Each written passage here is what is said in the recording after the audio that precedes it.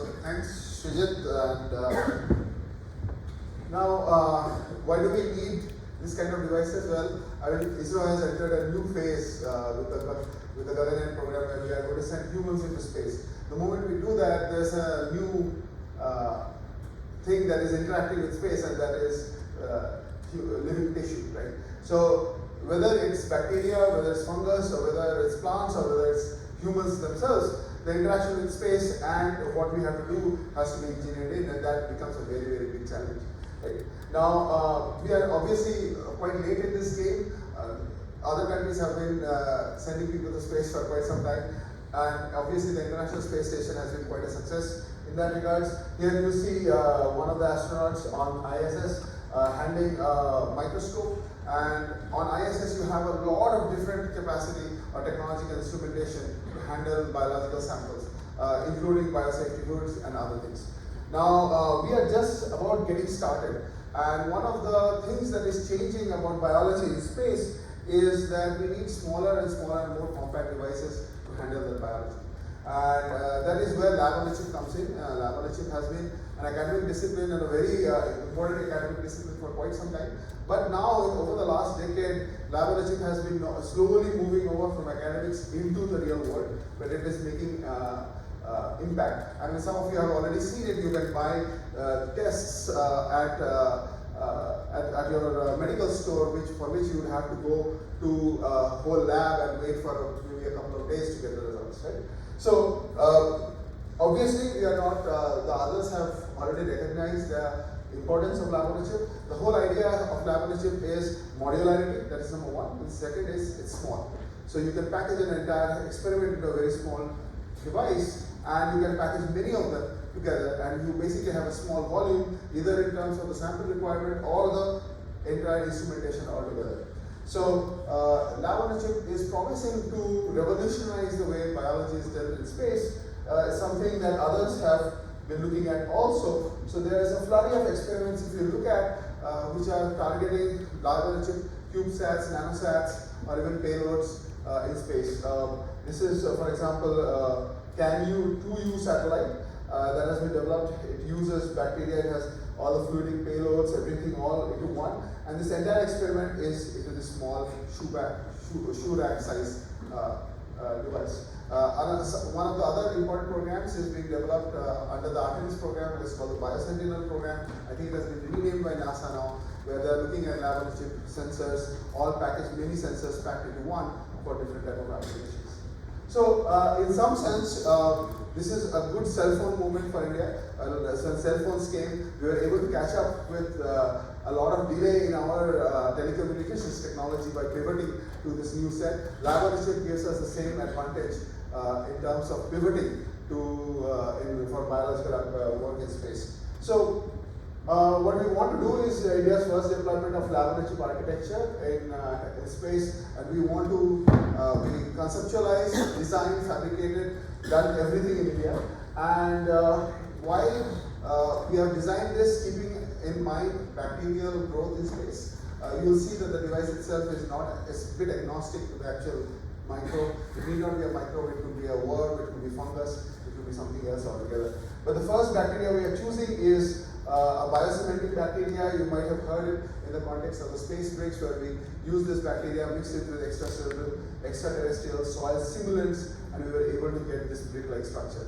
So we have chosen that particular microbe because that has not been worked on in space at all. So the effect of microgravity and other space conditions effect on this microbe are not understood. Some other microbes have been studied. So in that sense, we want to be first technologically and scientifically. Okay, so ISRO has been sending satellites into space for a very, very long time. We are good at the electrical part and the electronics part. So what is new here? Well, the new part is the challenges basically come from the fact that fluid has to be pumped. The moment fluid has to be pumped, there are moving parts. And there is bigger and bigger chance of leak. As you probably heard Dr. Somnath say, leaks are always a problem. Now you have a fluid that is inside a payload and that has a chance of leaking, and you have additional networks. You need pumps, you need valves, you need manifolds, everything onto one, and you need to couple it onto an electronics board also. So these things make the aspect of biology, lab-on-a-chip deployment is face challenging. It's not an easy problem. I'm not going to go into the whole of it, but I think you can understand the challenges that come. So when we first were looking into this problem, I come from a microfluidics background in my bio. That's what my PhD work was. But then I moved away from microfluidics for quite some time. And then I sort of, this application pulled me back into microfluidics once again. So I used my expertise, old idea of microfluidics to propose a modular payload where we can, what we'll do is we will separate, make everything separate. So the experiment itself can be into a single cartridge, which can be a small device. And then you can assemble many cartridges together to do an overall experiment. And then all those cartridges can be now put into a bigger housing. So the cartridge one level will deal with separate challenges like fluid channeling, etc., the bacterial, how to manage the bacteria. Although one thing I forgot to say is when you have a living organism in space, when you are sending a satellite in space, you know ISRO's launches can be often delayed, right? So, but if it's just a electronic satellite that has been delayed by 2 months, it doesn't make any difference. You just store it, you've kept it in some place, you just bring it back and you put it onto your PSLV or GSLV and up it goes, no difference. You can't do that with a bacteria. You can't do that with a rat. Right? You keep it in somewhere for 2 months, it's dead. So this kind of management, time management, and the uncertainty that comes with launches is also a very, very important part. That also makes it challenging. So we decided we'll break it into smaller pieces, this entire problem, and we'll attack the smaller problems first. So we first decided to go with this cartridge. This is the heart of the entire thing, where what we have is, let's say you have some valve controlling fluid movement into my chamber. This is my fluidic chamber where the bacteria or whatever fluidic material is there, you will hold it for sensor interrogation. And then you will move it out. You'll see the final size of this, by the way, it's just this small.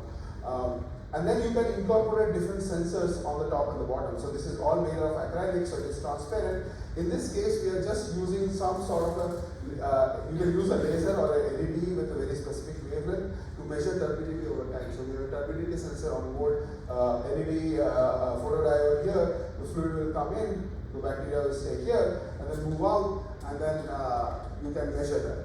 So this was a simple idea, but then the challenge is how do you have to be able to capture so the bacteria or whatever is there, the growth should not start wherever you pour that in.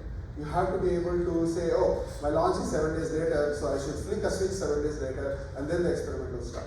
So we figured out that for our type of bacteria, it forms spores, and what you can do is you can keep it in a certain sucrose solution, which keeps it in an animated suspension. So very much like in the movies where they show that the person is getting into some cryogenic sleep type of thing. We figured for the bacteria that exists something similar, and that we had to optimize. Once we figured that out, all we had to do is when flip the switch, there's another channel which brings in the media and then decreases the amount of sugar solution. And the moment that happens, the bacteria comes alive, and then the experiment will start. Right? So that's one of the important challenges that we were able to figure it out. This is the first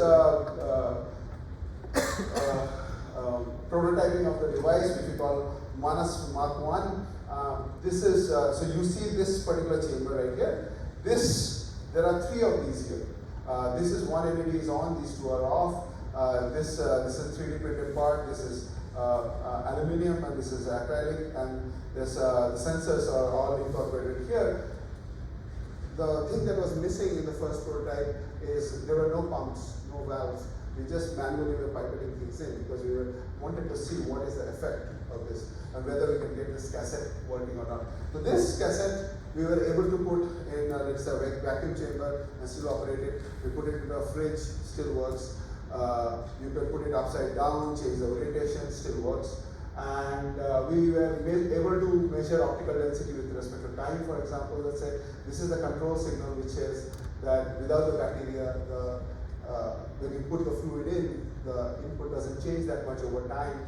And when you put the bacteria, then you put the media in, and you flick the switch, basically the bacterial growth starts. This is a very well known curve. This is the log phase where the bacterial grows very fast. Sorry, the exponential phase where the bacterial growth happens very fast.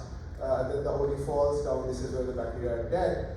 We were able to take the bacteria out at the end of the experiment after about 3 days, I think, and we were able to see that the bacteria is very stressed out in these conditions because it's a lack of oxygen. This environment is very different from what conventional biologists will use. The conventional biologists will use tube in which they will grow, and then there's enough oxygen, there's enough aeration of the sample. Here there isn't. After a few days the aeration is over, so the bacteria sort of dies. So this got published in 2021.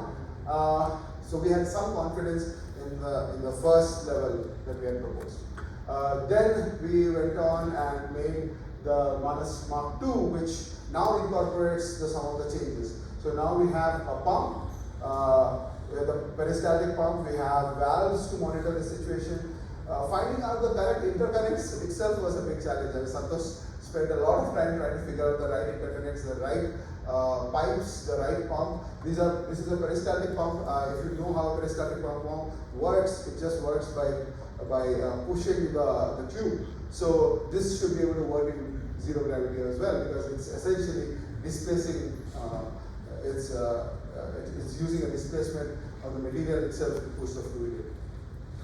So this device worked well also. This is again still a standard setup where we have 3 of these devices. The entire electronics is packaged right here. This is a PCB for it.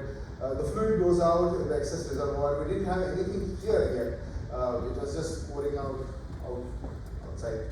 So we didn't have much to do there in this particular design. We tested the sensor LED setup for quite a bit. These are all 3D printed architectures in the beginning. And getting the correct valving for that itself was very challenging, to get the correct space gate valve.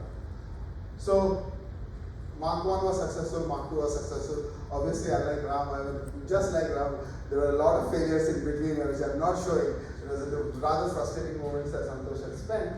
But then came the challenge of how do you really package it for, let's say, G2 or G1, right? So if you are going to send this in Gaganyaan, round 2 versions of Gaganyaan, we're not going to send that 3D printed, this crude assembly. Now it has to be really packaged. So we worked with a lot of different design prototypes that were possible. We finally came up to this tray design, which we got some inspiration from elsewhere. And in this tray design, what we have done is we have separated out much of it. So you see the fluidics that I'm talking about, this particular portion. So this is the one cassette. Now we have 4 realizations of that right here. And that's it. All the entire bacterial experiment or the fungal experiment can happen in this small box. So there are 4 of these. There's an inlet and outlet pipes are there. And then we move the valves onto another tray. So this tray has all the valves. This tray has the pump. This and the LED and the sensor array is right here. And this is the first connection to your satellite. So your wherever this is G1. So this is where the power will be received, and from here we can take the data out. So this was the CAD design. We went through many iterations of trying to figure out how best to package it. Obviously, this is the final form. This is so this particular portion looks like this now. This is the MANAS Mark III, which is the final form. So if you after lunch or during the coffee, if you've maybe seen it in the morning, we have the device and the poster of it in the adjoining room. And what we now have is this cassetted tubing assembly, where this is again transparent. This section has the LED. Sorry, this section has the LED. This board has the LED, and this has the OPD reader. And then these pipes, they go onto the second tray, the tray below. And this is the top view of this. You can see the dimensions of it. It's really small. The important point of this is these are 4 experiments to be realized in one payload. If you wanted to do 8 experiments, all you have to do is to go back, add one more tray. If you have to do 12, you add one more tray. But if you add 12, you have 3 times the experiment, but it's not 3 times of the volume of the entire payload, because the rest of it has been separated out like this. So, for example, again, I said the tray design allows us to put the valves elsewhere. This is the electronics layout. I'm not the best at electronics, so I'll leave Santosh to answer some of those questions if there are. But the overall idea is very simple, is that we have one layer to control the power output, power input. So the power input comes in, whether 24 volts or 40 volts, whatever they provide.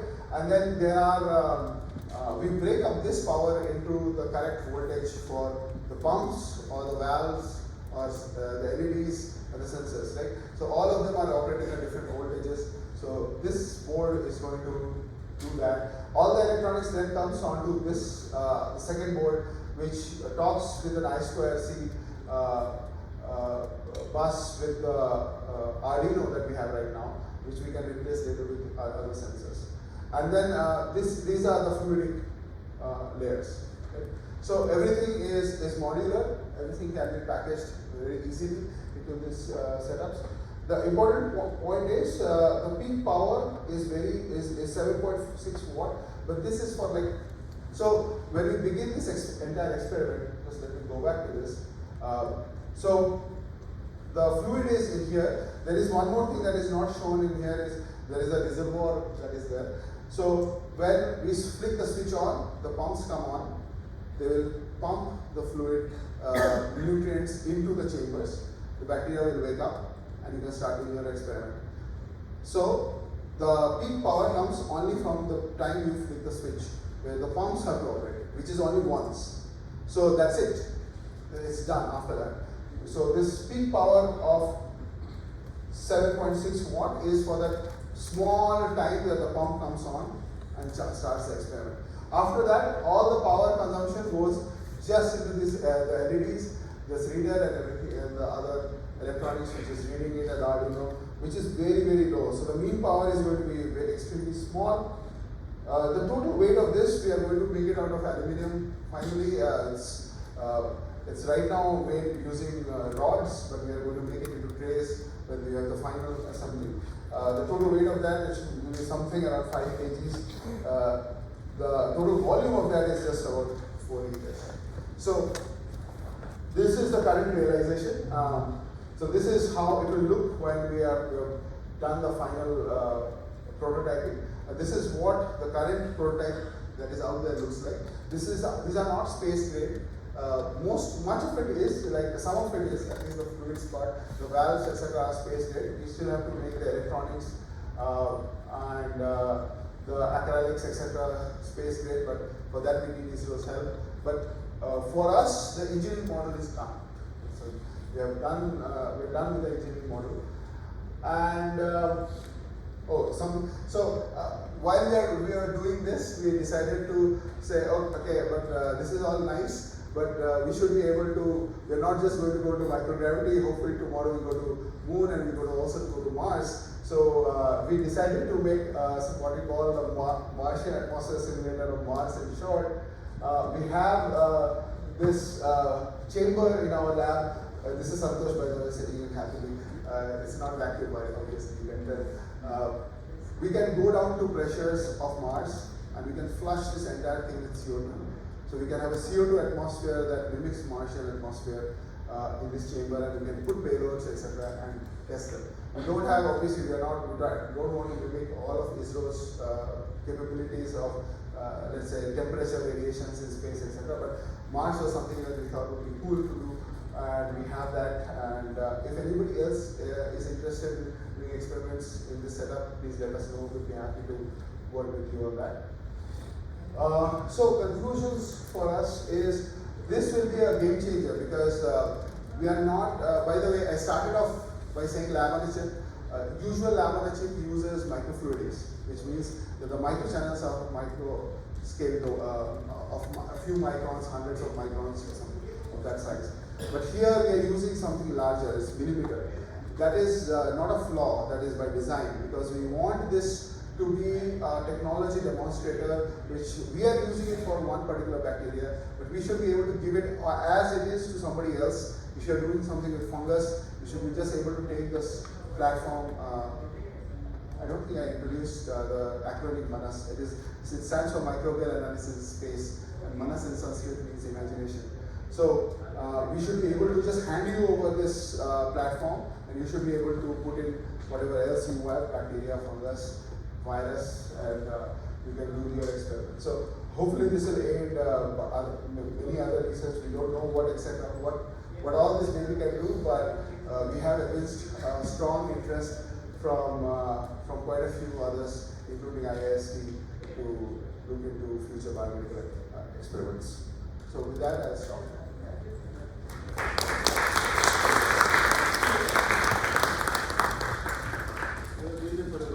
Just take a couple of questions slowly. Be a little louder until the mic comes to you. As earlier said, there is a leakages on even during launching in the space.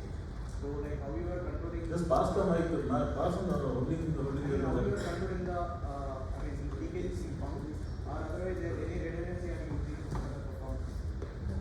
The redundancy is just in the number of experiments. For the leaks, you have to find the right interconnects and the right pipes.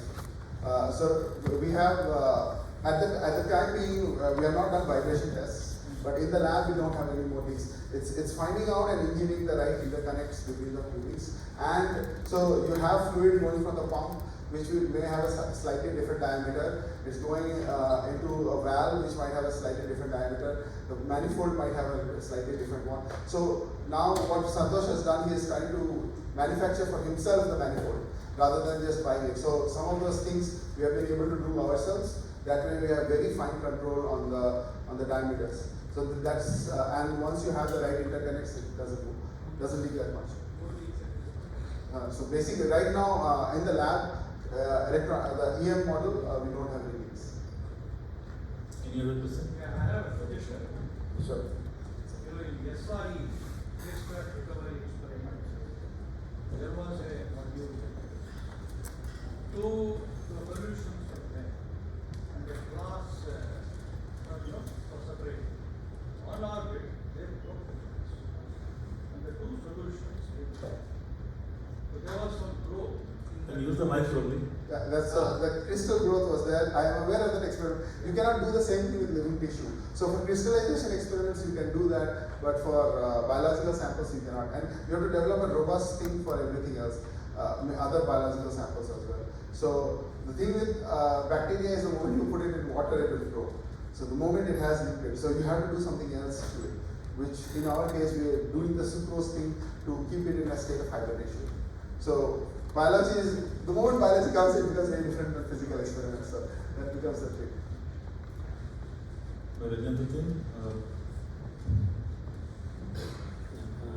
Professor Aloke, it's not a question, it's a word of caution. Sure. Because for all your microbial activities, maintaining the temperature is very important. In space, temperature ranges from 4 Kelvin to 400 Kelvin. So right now, at this stage, we should take care of how to do thermal control and maintain that temperature of the Right. Anything you are working on that? So I'll ask Srijit to answer that because this is specifically to GSM. We are planning to keep it inside the module, So we have an habitable module ranging from 20 to 26 degrees Celsius. That's a normal temperature. That way we are ensuring that the experiment per se will be kept in a normal temperature. Thank you. All right, my same question starts for you. What I asked him. When is it going for PSL research book? It might go for G1 first, and then PSL. All right, thanks Aloke again.